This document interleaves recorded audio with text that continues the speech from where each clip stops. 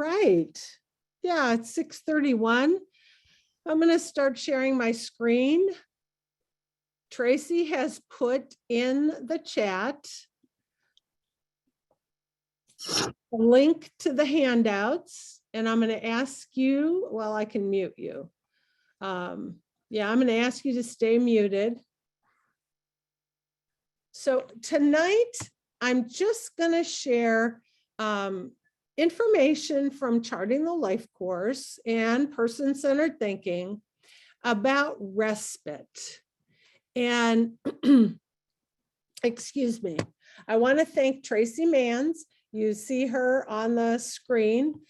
She is our project manager for the Family Resource Network of Ohio. Thank you, Tracy. Tracy coordinates the trainings, monitors the Zoom, sends you the handouts, facilitates co-facilitates with me. She's also an Ohio ambassador for Charting the Life course. A little bit about me. Some of you know me because you've attended other things. So hi, it's nice to see a few of you that are very familiar. I'm a sibling. I retired from the Cuyahoga County Board. I worked there for 36 years. For this presentation though, why this topic is so important to me is I really cannot remember a time in my life when I was not a family caregiver. From the time Nick was 4 years younger than me, I can remember as a child feeding him, helping dressing him, carrying him. So I don't even know when all that started. And currently, I am a full-time caregiver for my partner who had a stroke and is experiencing dementia. And I am unpaid. I'm a family caregiver. So the training tonight is provided by the Family Resource Network of Ohio through funding from the Department of DD, and we are so appreciative of their continued support for us to continue to share information about Charting the Life course with a variety of audiences. I hope you have gone to our webpage, frnohio.org. When you go to the webpage, there's a pop-up that immediately says, do you want to sign up for notifications? We hope you sign up because then you'll be on a mailing list about trainings, about resources, about upcoming events. We also hope that you like our Facebook page. We're trying to use the Facebook page to share information about presentations, but also the impact of Charting the Life course, sharing stories. So tonight, I'm going to talk about the respite resources. These are the handouts that you should have gotten. You can find them on lifecoursetools.com. And if you think about the webpage, then you go to the tab that says Life Course Library. And under that, you go to Exploring Life Domains and then Respite. It's on the PowerPoint handout that you've gotten. And it's written so that you can find it whenever you want to look for it. So let me give you a little bit of a framework, or as we say, setting the stage. Tonight, I'm going to talk about the principles of Charting the Life course as they relate to respite. I'm going to introduce you to some of the tools from Charting the Life course that are useful for planning respite and identify how to use some of the tools. If you have questions, please, please, please use chat. And I'm just checking how many people are on. Yes, please use chat. That would be, I think, the best way to ask a question. Tracy will monitor chat if I'm talking and let me know, okay? Charting the Life course is the only person-centered approach that I know of that was developed by and for people with disabilities and their families. Ohio is part of the National Community of Practice on Supporting Families with about 23, 24 other states. And that means we get to learn from them, but we also get to share what we're doing. And I recognize that some of you are not from Ohio because I know who you are. So thank you for joining tonight. The Charting the Life Course Respite tools were developed in partnership with ARCH. And here's what ARCH means. I know some of you were in a session this morning where I could not remember what ARCH meant, but ARCH is the Access to Respite Care and Help. It is a national respite network. And what I want to just remind you of, if you've never heard of ARCH, is they are concerned with respite for families. Families who take care of kids, families who take care of people with disabilities, families who take care of older family members. It doesn't matter. It's not disability specific. ARCH recognizes that families often provide a lot of support to family members that need it.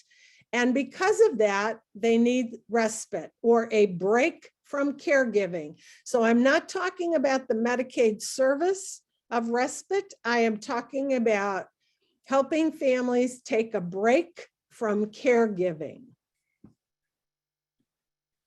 So Charting the Life Course quickly is about having different conversations. I'll actually share some conversations to help people think about respite in a different way.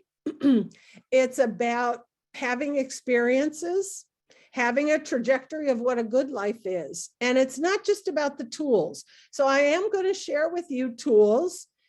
Some people call them forms, but it's not about the tools. It's about the conversations to help people think about what's on that paper. It can be used, they can be used for anyone across the age or ability, because we get information from people's words and actions. If they can't tell us with words, families often can know exactly what someone's trying to communicate from their actions. What we want to see in Ohio is that everyone uses Charting the Life Course to have conversations, that families and people with lived experience use it to think about what's a good life, organize their thoughts, and share with the people who help them, whether they're paid or unpaid. We don't want people to just say, oh my gosh, here's another form. We have an Ohio community of practice. We hope you can join us. It is on Zoom. You need to go to Family Resource Network of Ohio and sign up to get the emails, and you'll get notification of the COP meeting and also a way to register, so you get the Zoom link. What we do at community of practice meetings is focus on having people share stories of how they use Charting the Life Course and the impact it's made on their lives. I hope you can join us. It's going to be very powerful. So let's talk about taking those short breaks from caregiving, and what's the importance for the family to have short breaks. Well, for some, it means they can spend more time together, that maybe the parents can go out. Maybe it means they can spend time with another child. Maybe it means when they then are together, the time is more quality as opposed to just being caregiving, which can get very, very exhausting. And I say that from firsthand experience. But it also can mean that if you have a break, it might improve the quality of your relationship. And we know that even if you have children, as they get older, you can send them off to do something, or you can have them go dress themselves or take their own bath or shower. And for some people, there is no break. It's constant caregiving. And if people can have a break, maybe they can have a more, in quotes, ordinary family life. For the caregiver, For some caregivers, they need a break just to run errands. I'm so glad that I do not have to worry about running errands, but I will tell you that if I haven't gone to a store just to walk around and shop in years, because I'm so conscious of, okay, I'll be at this store, I'll be home in a half an hour, as opposed to, I think I'll go to the outlet mall and spend the morning. That doesn't happen anymore. One mother told me that all she wanted to do was be able to take a bath in her own bedroom, in her own, not bedroom, I said bedroom, I apologize, a bath in her own bathroom, and shut the door and not worry about whatever was going on outside that bathroom door. For some people, it may mean I could go visit friends. For me, respite for me is when I can go have dinner with my very good friend who's like a sister to me, or that I can, I have two nieces, they don't live in Ohio. But when they are in Ohio, they usually go to Columbus because that's where their in-laws are. And I live in Cleveland, 3 hours away. And last year they were both in Columbus, overlapping one day, and said, Auntie Barbie, can you meet us in Columbus? And I was like, yes, I got to make it happen because I wanted to see my nieces. And it just taking that break just gives you a sense of renewal. For the care recipient, for my partner, you know, think about it. Maybe whoever's providing the respite can do something that the caregiver doesn't do because they're so overwhelmed with caregiving.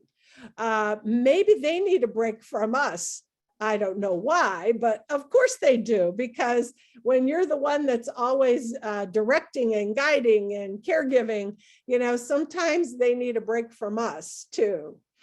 For some people, it could be they get to do something that they like that maybe the caregiver doesn't do. So I did this training with some people who provide therapeutic respite for youth that have dual diagnosis. And they were like, oh my gosh, I want to know what the young adult likes, what the teen likes, so that maybe if they like basketball, we can go shoot hoops. Maybe mom can't do that or doesn't care to. Maybe I can help them do something they really enjoy that they don't have the opportunity to do. So our core concept in Charting the Life course is we want everyone to have the life that they want, that they value, that they can live, love, work, play, and pursue their life aspirations in their community. So as I said before, this is for all people, all caregivers across the lifespan. It's for all people. We recognize that family systems are very important, and families provide a lot of support that the system could not take on. They just can't. They couldn't afford to. And so we recognize the importance of that family, whether that family is chosen or biological. We also recognize that people need breaks across the life stages and have the right to have their good life. We'll talk about what would be the outcomes for good respite. And we'll help people think about those 6 life domains, the interrelated, interconnected life domains, as they think about what would I do if I had respite? What would be important to me? And then the 3 buckets of support: giving information, helping them connect with others, and connecting them to services and supports. We'll take a quick look at the integrated support star to help people think about where can I get support to take a break, not just the paid respite service. And I already told you that ARCH is very active nationally in supporting legislation to support families and provide respite. And if you go to their website, there's just an enormous amount of information about respite. So as I said, we recognize that all people exist in the context of family, whether they're chosen or biological, and that we want everyone to have their good life. So we want everybody to have control over their life, but we also want to recognize that families have strengths and they're resilient, but they also need support.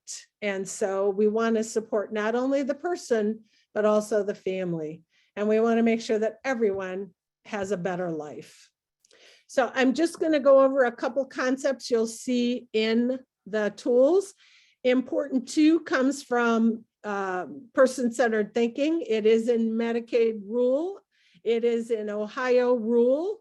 And what important two refers to is those things in people's life that give them happiness, help them feel content and comforted.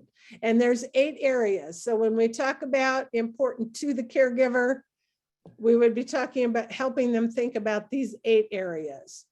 Important for is often seen in plans, and it's what other people say. So what other people say about health, safety, and being seen as a valued member of the community. Now, let me just go back. If a person says, I don't want to be in the hospital as much, I don't want to take as much medication, I want to feel better, even though all of that is related to health and safety, it is important to the person because they said it with their words. Important for is what other people say is needed.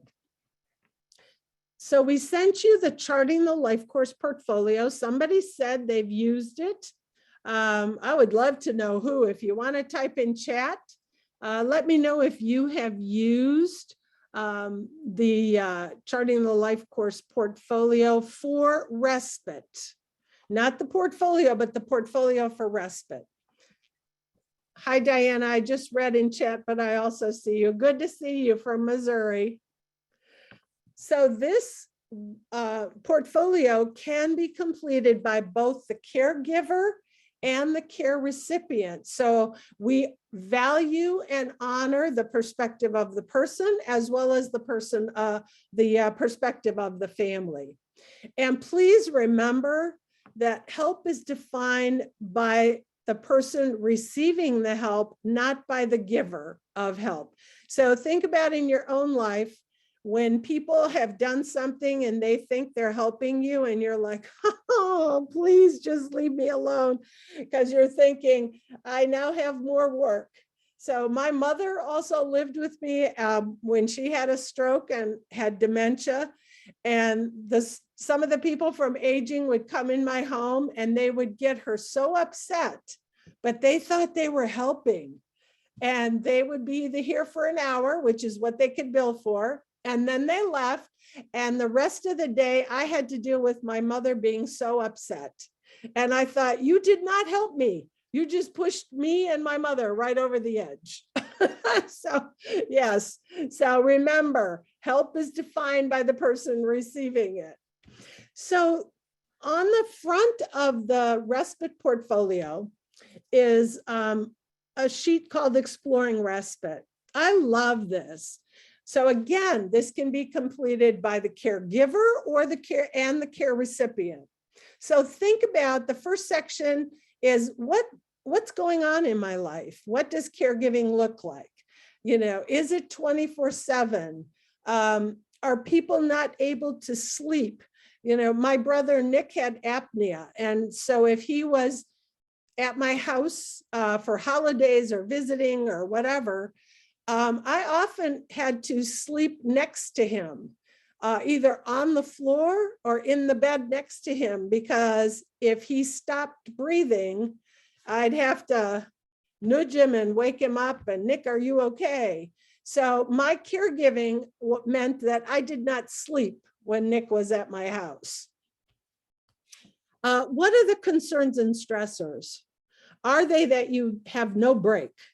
Are they that you, for me, sometimes I get very short-tempered with my partner when he asks me for the 10th time in 1 minute the same question. And then I have to remember, take a breath. He can't remember, take a breath. So some of those stressors. And what's the impact on the caregiver? What's the impact on the person? For me, I feel bad about myself because I'm like, he's not doing this intentionally. For him, I don't want him to feel that he is not capable. And so I back off because it's like, oh my God, I don't want him to feel bad about himself. The second section is, how would taking short breaks help? So what would the impact be on the caregiver, but also the care recipient? He would see somebody else. He would have an opportunity to have a conversation with somebody else. And I'll talk about what that person needs to be like if they're going to be a good care respite provider. And then the third section is, what would I do if I had a break? And be very specific. In Ohio, we can, if people are on a waiver, we can build in some staffing support so they have respite. But if you have a break, what would you do? For me, as I said, it would probably be going out to dinner. It would be visiting family if they were anywhere near where I could drive. And that is one of the reasons I use respite. For me, it also might be if I have to go out of town to do some training, and that's been very, very minimal, but I still need to have support when I do that. What would I do? Who would I spend time with? And it would be my nieces, my good friend. I don't abuse the person who helps me and provides respite. So I'm very cautious about weighing when I ask her to help. I don't just say, oh, I think I'll do this. It's something that's got to be very important. And then what needs to be comfortable? What needs to be in place so I'm comfortable? When I was looking for someone to give me a break, I was very concerned about having someone in my home because they also had to be able to get in the house. So I used a lockbox on the door with the key because my mother and my partner, by the time they got to the door to open it, she might have thought something bad had happened. So, trusting someone in the house, having someone who would not make them feel like they were incapable, but was just here to support. And the reason I love the person who helps me is she doesn't double check. She just has conversation with them. So how you doing? Hey, let's get dinner. Oh, okay. And when she's getting the dinner, she's checking the pill minder to make sure that George took his pills. It's not a, let me check your pill minder. Let me do this. Let me do that. It's very without attention. That's the best way to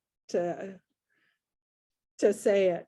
So if you think about what a good life is that we have dreams and we have people who believe in us, that we have what's important to us. Going to church used to be important to me, and then the pandemic hit. And then one time I went to church, I didn't have backup because I thought George can be alone for a couple hours, and he called me 6 times. And I thought, well, that's the last time I go to church because it caused so much stress for both of us that I was like, you know what, I can live with this. And actually I told my priest, and he's such a good man. He said to me, Barb, there are different kinds of church, and you are at church on Sunday. And so I went, oh, thank you so much. So it was nice to have somebody validate my concerns, my attempts, but also recognize that being in church does not mean going to the building. So we talk about the life domains because I want people, the caregiver and the care recipient, to think about what is a good life, because we want respite to be supporting people in a way that they have their good life. So there are 6 life domains. We don't prioritize any of the domains. We don't say this one is more important, and we don't weigh them against each other. So just know that it's what the person says and what they prioritize. A resource that I like to give to people and families is the vision tool. So as they're thinking about what is a good life, so that if I leave and someone else comes in to support, what would be something that would be something good to do, that would make respite good. This is a vision tool. It's on lifecoursetools.com under Life Course Library, under Foundational Tools, and under Person-Centered. Anybody can fill this out. So the person can fill it out, the mom can fill it out, the dad can fill it out, a sibling can fill it out, and you can use the same form because it says name of person completing it and on behalf of. So if the person fills it out for themselves, it's Barb on behalf of Barb. So as I was thinking about why do I need respite, one of the reasons was because I like my job. I like sharing information about charting the life course with families, with professionals. Before COVID, I was traveling a lot in Ohio and nationally. And so a good life was that I was able to do that and not just be a caregiver. And so it was important for me to be able to think about that and write that down so I could identify why I needed respite and what I would be doing if I had some respite support, someone to give me a break. Social and spirituality, I will go to church when I can. And so I have a friend now who will remind me when there are evening services, which are much easier for me to leave and go to than a Sunday service because of the time of day and because of length, et cetera, et cetera, et cetera. So I can go to other services. Social and spirituality, being able to spend time with my nieces when they're in Ohio, with my friend to go have dinner or go sit on her deck and have a glass of wine and watch the sunset, whatever. Inside, or the second page of the respite portfolio, asks the caregiver and the care recipient to identify what is their good life. So hence why I introduced the domains and the vision tool. They've done that. They've thought about those 6 areas, and now they can put it on this portfolio. So what is a good life? And you see there's 3 boxes up here where the arrow is pointing. What is a good life for the caregiver? What is a good life for the recipient? And what is a good respite? So a good respite for my partner right now is someone who comes in and is cheerful, doesn't judge, doesn't direct, gives him his dinner or a meal. If usually meal times are when I'm concerned because he won't remember to go get food. And he can no longer use a microwave. So somebody who can heat up dinner, who will, straighten up things a little bit if they need to be straightened up. We'll check the pill minder. So that's good respite. And also, my friend who gives me breaks also says, I like to just sit and chat with him. I just don't want him to see me coming in and doing and leaving. So she might sit and watch part of the baseball game with him. And I'm like, you don't have to, you have a family. But she's like, I just don't want to breeze in and breeze out. So good respite is that she actually sits and spends time with George and talks with him. And then what you don't want. If anybody came in and started bossing him around, that would be the end. If someone came in and I couldn't trust them, that would be the end. So thinking about what would not work. And then on the far left, let me go to the next slide. I already talked about what doesn't work. On the far left, what have you tried in the past? So in the past, I could leave him alone all day, and my only concern would be overnight, but we had cell phones and kept in touch. He also could use FaceTime. However, that doesn't work now. So respite has to look a little different. Trying something that didn't work, I can't think of anything that we tried that didn't work. And then what would it take? Well, I had to ask the person who provides me some support if she was willing to do a little bit more, because he needs a little bit more support. Can you do some other things? And I made sure those were written down so she didn't have to remember what needs to happen. And then looking at the star, the integrated support star. So in the center, in the white star, you could write whatever, respite, or it could be going out to dinner with friends once a month. Because if we're looking for people to help us, they are more likely to help us if we can be very definitive about what we're looking for. So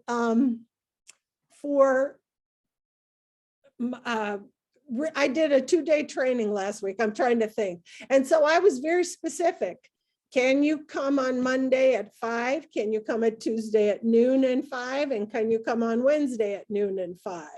And I will be here. You have my cell phone. But can you do these things at these times? And it's much easier to have someone help you when you can be specific. So we use the integrated star to brainstorm. And I'm going to go through each of the 5 sections. So think about personal strengths and assets. What can the person do? Initially, both my mother and George could use the microwave. Currently, he still knows how to use his cell phone to call. So that's a good thing. He can read. And so if I need to give him some guidance, I can write it and he can read it. He will look at it and then he can follow the written. And it could be something as simple as the Cleveland baseball team is playing at 7 o'clock on this channel, because that's important to him to watch the baseball game. He doesn't wander, so I don't have to worry about him leaving the house or doing anything like that. So what are the person's personal strengths? Can they use a cell phone? Can they be home alone for a certain amount of time or certain parts of the day? For relationships, who do you know? And people are like, I don't have family, but think beyond family. I don't have family either. It's me. My nieces, one lives in Connecticut, one lives in Seattle. They are on opposite ends of the country. He has adult children. The one that lives the closest does nothing. The one that lives in Georgia will fly in if I need some support over several days. So it's not just whether you have family or not. When I first said, you know, if I'm going to be gone a full day, I would feel better if someone just had eyes on. There wasn't much that needed to be done. I just felt better if someone could actually look, do eyes on, and just let me know how things are. And I called a friend that I trusted, that I knew could not help me because she retired to help her daughter and son-in-law take care of their children, one of whom had just been diagnosed on the spectrum. And I talked to her and I said, look, when I go out of town, I would love someone to be able to drop in, just do a check, tell me how, if everything looks okay, you know, say hello. They didn't have to do a lot initially. And I said, but, you know, do you know anybody? I don't know anybody. And she said, yeah, Barb, your neighbor. And I said, what do you mean my neighbor? And she said, you know, and she gave me the name. And I said, I don't know who that is. And she said, yes, you do. And I said, no, I don't. And she said, she has a white dog. I said, I know who you mean. And so I asked somebody I trust, and they connected me to somebody else. So, you know, I would not have gotten help if I did not reach out and ask, do you know anybody? Within minutes, she said, can I call her and ask her if she'd be willing to help you? I said, sure. She said, can I share information about your family? I said, yes. Within minutes, I had this woman's phone number and a text from my friend that says she's waiting for you to call.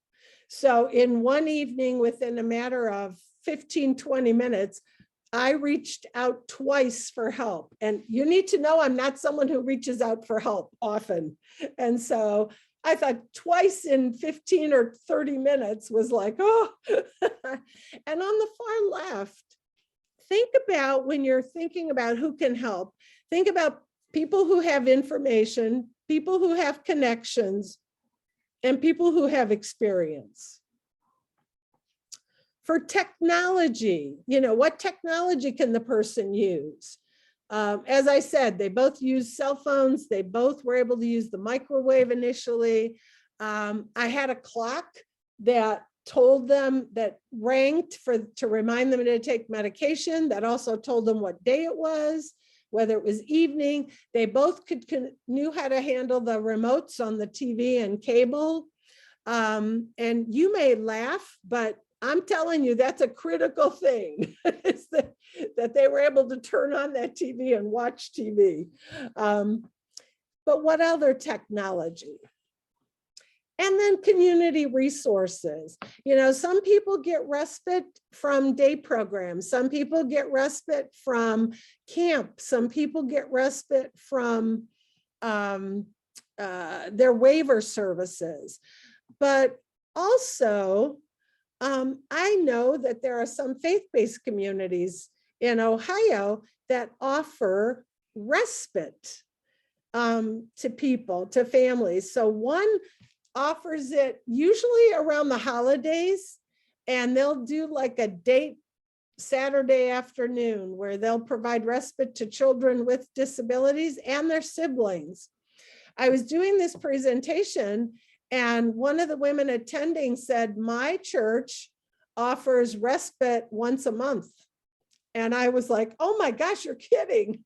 And, you know, so if you're part of a faith-based community that wants to do something and help out, there are faith-based communities that will provide respite. So families can have some time together.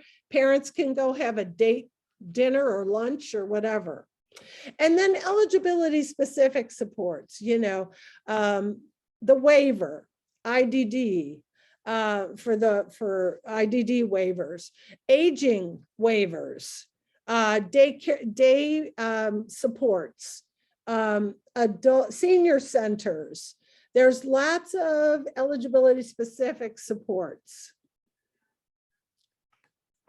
Here is a respite starter star. In the center is just a way to think about respite support options. And looking at the 5 areas of the star. Again, I have listed where on lifecoursetools.com you can find it. This is not the end all. It's just a beginning to help you think about, what should I consider when I'm looking at these 5 areas of support? So I want to back up for a minute, and I want you to, I don't know if you are family members, if you are caregivers or what, but I want you to think about, let's go back. And I apologize for going backwards. I want you to think about, you probably all are caregivers. You've taken care of somebody in your family, whether it was a child or maybe an older relative. But what would you do if you had a short break from caregiving? And type it in chat.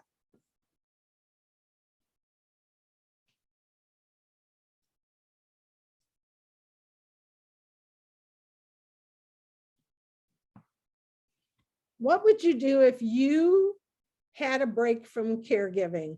Because if you're a professional, a lot of you are SSAs, which are service coordinators. I hope you're listening to this information with the thought of, as I'm supporting someone who may be looking for a break, helping them figure out what they would do. So I'm going to look at chat.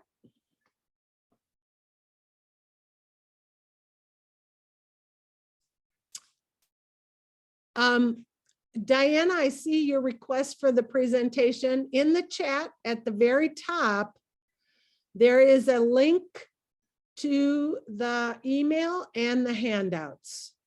So if you look in chat, is it there? If it's not there, it might have meant that you joined after it was typed in there. Do you see it? Yes? Okay. Take a long shower. Visit Italy. Oh, you are really pushing respite for how many days? Awesome. Yoga, yes. Grab a meal with friends. Play basketball. I would go on a date. Awesome. And that's some of the therapeutic respite providers were like, I want to know what they like so that I can not just be a glorified babysitter, but that while I'm providing the respite, I can do something that's important to them or that they'll enjoy or that they don't have the opportunity to do. Sit and enjoy the silence. I hear you, Tracy. Go fishing. Absolutely. Now I want you to think about the top box. And remember to share this when you're talking to families. What would good respite look like? I guess it's the arrow, huh? Sorry about this, guys. So what would good respite look like? And think about, you're leaving, you're going to Italy, you're going camping, you're going to yoga, you're going to play basketball. You're leaving. How will you know that the respite is good? What will it look like? I told you what it would look like for me. Someone who could come in that I trust, someone who would not be controlling and directing, someone who would be respectful and not make them feel they were no longer capable. Someone who joked around with them. So just wasn't coming in and doing caregiving, you know, someone who does the mechanics.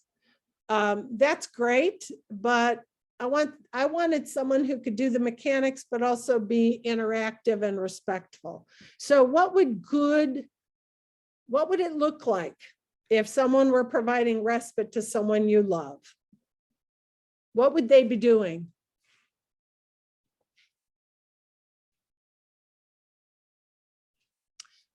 That's a good one, Tiffany. For the caregiver, being able to ask for help without feeling guilty. That is a challenge. That is definitely a challenge.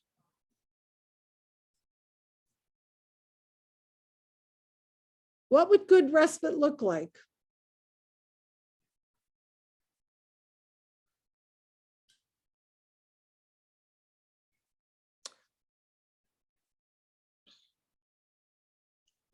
Okay, I don't see much. I think it's hard to think about it if you don't have a person in mind. Ah, there you go.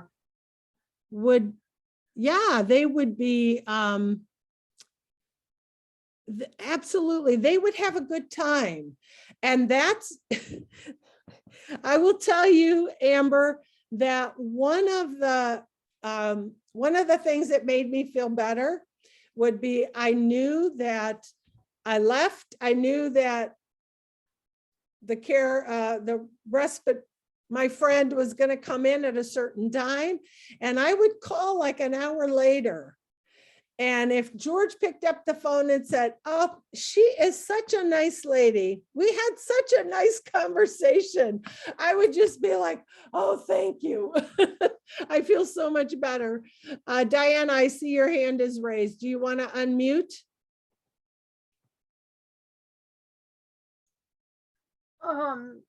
My hands are tremoring so much I can't type.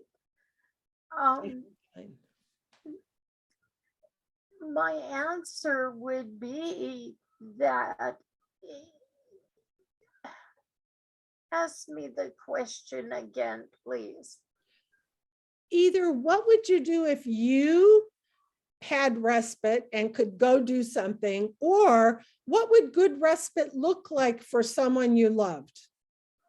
Good respite would be knowing that you're getting proper care for the one that you love and that it's implemented correctly. Absolutely. Absolutely. Thank you. And thank you for unmuting. That's fine. Thank you. Some other things in chat. Honestly, being able to ask questions. Tell me when things are just right, I think. And also I want the person to be honest. Look, this didn't work. And so I did this. I hope you don't mind. Loved ones feeling excited to seeing the person. Absolutely. Because then, whether they can tell us with words or not, just the fact that they're excited to see them is like, okay, that's a good sign. And she agrees. I would not feel like a chore is something that I would not feel like a chore or something that had to be done. Yes. And that was important to me too. I didn't want her to just come in and do the mechanics. And she was the one who said, if I'm going to heat up dinner for him, she said, I'm not going to sit there and watch him eat. So she said, I put a power bar in my pocket and I sit down with him and I eat my power bar while he eats dinner. And I'm like, oh, you don't have to. And she's like, no, I don't want him to be sitting there and thinking I'm watching him eat. So absolutely. Absolutely. Thank you. Thank you, everybody, for your comments. So let me go ahead now, since I went backwards. So again, the starter star gives you things to think about. Some of the things I've already mentioned, but don't overlook people who know people. No one can offer you help if you don't put it out there. And even somebody might be willing to provide you an hour so that you can go do something. But if you say, will you provide me respite? They might go, whoa. But if you're very specific, it would help me if you could do this or whatever. So I have found that it's better when I'm very specific. Now, I have not tried I want to go to Greece or Italy, but but that would take a little bit more. So just a reminder, we want everyone to have their good life. And that means we need to respect the caregiver and support the caregiver, not just the care recipient. I am going to quit sharing in a minute. So we've talked the highlighted principles that this is for all people across the lifespan. It's because we respect that family system and that we want people to have a life they value, a trajectory across their life stages, have outcomes, looking at those domains and looking at the integrated supports. I've shared with you the vision tool, the respite portfolio, the starter star, and we also sent you the respite guide, which is a booklet. All of these things are on lifecoursetools.com. And the respite guide is just if you want to get some additional information. I love that Charting the Life course worked with Arch to develop the guide. So really talking to experts about respite and people who look at respite for everyone. Please know that if you think the respite tools will be helpful, that you have a specific reason and you share it with the family or the person that you're working with. And know that this is not something that, oh, I'm going to use with everybody on my caseload because everybody needs a break. No, there's got to be a reason. You know, what might the reason be? And type it in chat. Those of you that have heard now and seen the respite tools, why do you think you would use it? And be specific. A lot of you are SSAs, service coordinators. So why would you use any of these tools or resources? You joined tonight because the title must have had some meaning for you or interest. This is Diana again. Barb. Yeah, hi Diana. I am a self-advocate. I joined this because I am a guardian of my brother who has dementia and is in a nursing home. And I am under tremendous stress because of all that. And now I have systemic tremors because the seizure meds have given out, as you can tell, because Barb has known me through quite a few different meetings. Absolutely, Diana. I'm so glad you joined tonight. That's why I asked you to email that. Absolutely. Diana, you bring up a good point that I want to respond to. And that is, I shared my story. I am a caregiver every day in the same environment. You are not, but that doesn't mean it's less stressful. It's still stressful. Oh my gosh, I have to worry about them. Oh my gosh. And just to be able to, you know, what I say, and I'm sure you're experiencing it too, is you're never away from the stress and the worry, never. And it doesn't matter whether you're sitting next to them or whether they're 20 miles away. There's still that stress and worry, and we need to take breaks, whatever the break is, whatever is meaningful to each of us. So thank you for bringing up that point, Diana. Thanks. I just want to also remind you, think about using this on yourself. A lot of you have identified what would I do if I could have some respite? And also remember that the paper belongs to the person. So if you're working with a family and you think, if they talk about being stressed or they can't find a provider, and you're helping them think about other possibilities, let them know. Let's see if we can come up with something. This might help you think about possibilities and make sure they keep the paper. So let me see. I want to read chat. To add to everyone's voice and choice, absolutely, to brainstorm. Tiffany, you work with transition students and respite's a huge, yes, it's a huge need. And the tools are great to help them personalize, yes. And for each student and each family needs, you know, respite is different for everybody. And I think that's why we ask the questions. What would you do? What would good respite look like? What don't you want? I'll check chat in a minute. I see there's additional comments. Yes, absolutely. To pull thoughts into words and take action on respite. For me, being a parent of a special needs teen boy, me and my spouse are, caregivers 24/7. So able to think and ask for respite itself needs courage. Absolutely.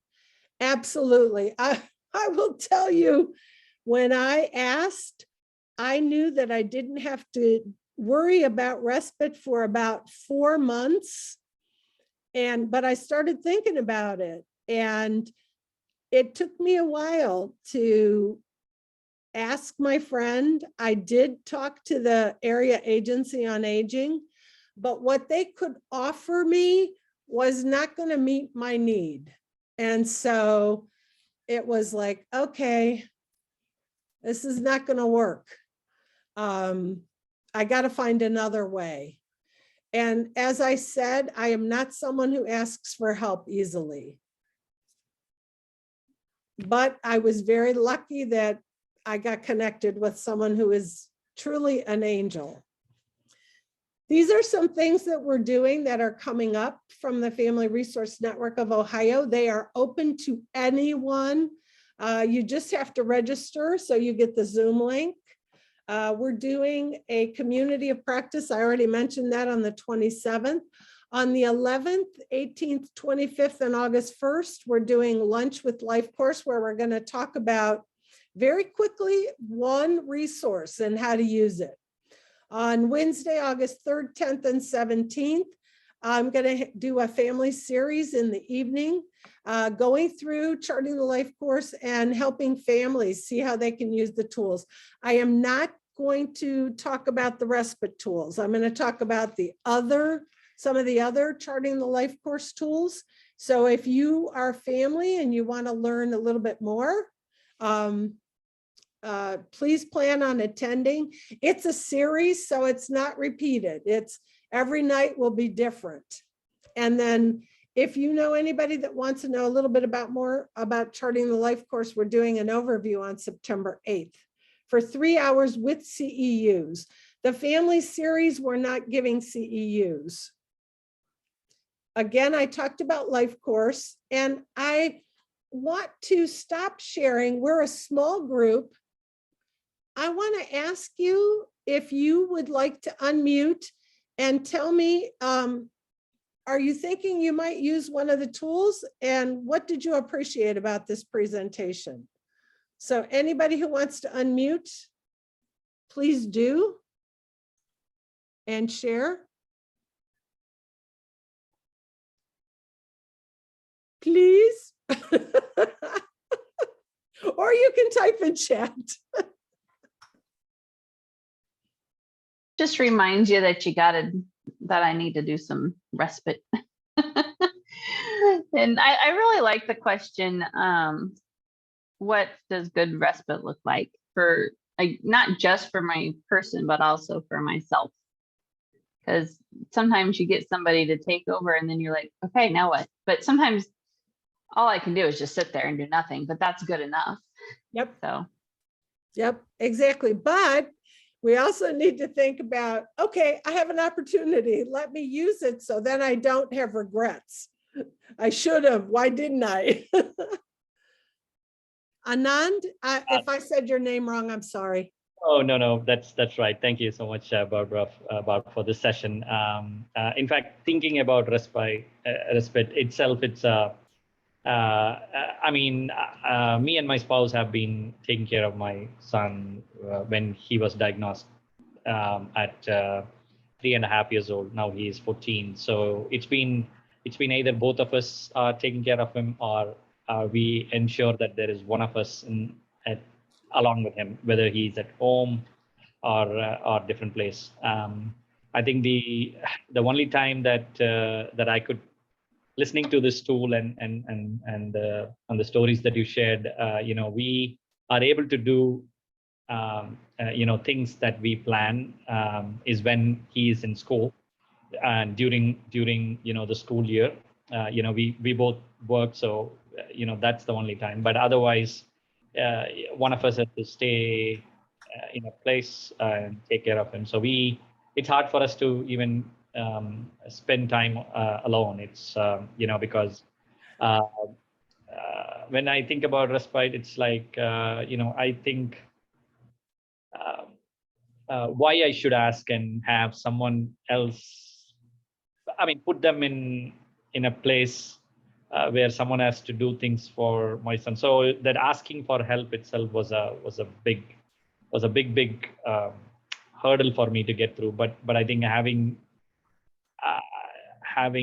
seen these tools, having an opportunity to put the thoughts into words, write it down, whatever we feel that where we need help itself I think that itself is a big challenge for me. And if I'm able to get that using these tools, I think that'll be my first step towards respite and how to take that action. So thank you so much. Oh, thank you for sharing that. I agree. It's very hard to ask, and it's very hard to ask someone to do things that we do because we love the person, and the things we might be asking them to do might be uncomfortable, maybe. It's very hard. And I had brothers, my brother Nick needed total care. So dressing, changing, putting him on the toilet, everything. Yeah. And that's hard to ask for, Yeah. I had an younger brother. He's no more, but exactly the same situation, like taking care of him, giving him shower, dressing him up, putting him in toilet, and so on. And he had cerebral palsy, so he was not even able to walk. So it's I totally understand. I hope, as you said, I hope you taking the time and having the opportunity to think and write it down, that you can then find someone who can provide something that will be helpful for you and your spouse. Absolutely. Yeah, I think a lot, and I think as a parent and as a caregiver, we continuously, I don't think so our mind shuts off anytime thinking about our loved ones who needs care and help. I think that's always on, but I think putting the thoughts in words and seeing it in front of us itself, it's I think that will definitely call us into action. So that is what I learned today, and I'm going to implement it, try it, learn it. Thank you. Awesome. Thank you for sharing. So there are some comments. There's a comment for you in chat, Anand. I'm working on becoming, Penny said, I'm working on becoming an independent provider and respite provider. I'm interested in the process and be educated on what to ask.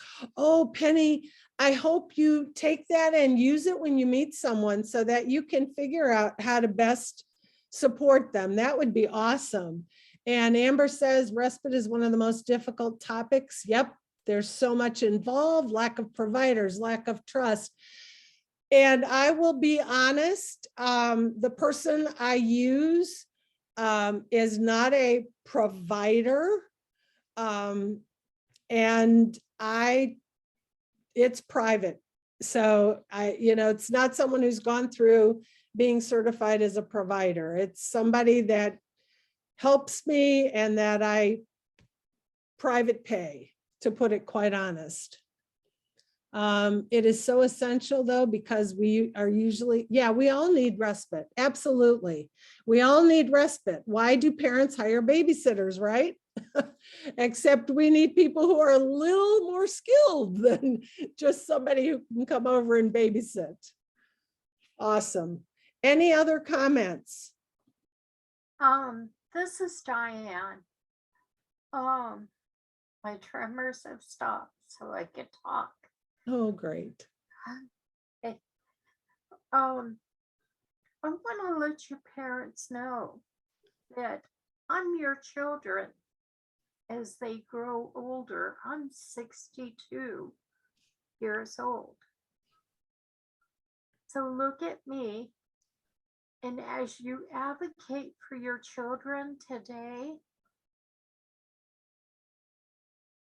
think about a person like me sitting in her sewing room that's starting to come alive. And that's been, my mother advocated for me in the 60s, in the 70s, to keep me out of an institution. So they didn't have respite back then. They didn't even have Special Olympics. I missed out on all that fun. But all these wonderful tools that are now available for you, take advantage of them, use them, use what Barb has got set up in your state. I'm in the state of Missouri, where the life course first got started. And we don't have respite here. Hmm. Some way, some idiotic reason, legislators don't think it's important. And that's where we need to all lobby for it. Absolutely. Absolutely. Thank you. Thank you, Diana. And thank you for your tribute to your mom, who had to advocate for everything because there was nothing. So I'm thank- on the Missouri Planning Council and have been for 11 years. And I'm about ready to get off, Barb. oh, okay. And I could start doing more work like you. Awesome. But Awesome.